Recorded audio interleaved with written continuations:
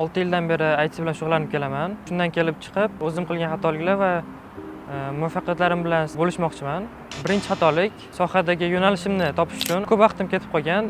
Sekin-sekin hamma yo'nalishda o'zim sinab ko'rdim va oxiri mana 1 yil bo'lyapti.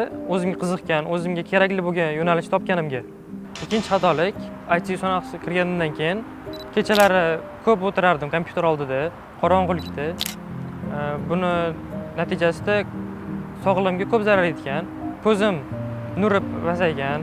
Maslahat bergan bo'lardim sizlarga.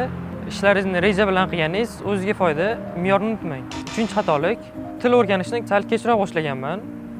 Sizlarga maslahat bergan bo'lardim. Xorijiy tillarni hozirdan o'rganishni boshlasangiz, kelajakda o'zlaringizga foyda bo'ladi. Ana endi yutuqlar haqida gaplashamiz. Birinchi yutug'im hozirda o'yin yaratish yo'nalishidaman. Ba'zi bir o'yinlarda serverlarim bor. Serverlarim kundalik xarajatlarim qoplashga yetadi hozirda. Ikkinchi yutuq, ko'p loyihalarda qatnashganman. Bulardan eng asosiysi 1 million bir dasturchi. Undan sertifikatim bor. Ko'p loyihalarda qatnashish bu sizga ko'proq tajriba, ko'proq do'stlar va ko'proq g'oyalar beradi. Uchinchi yutug'im o'zimga bo'lgan ishonchim ortdi.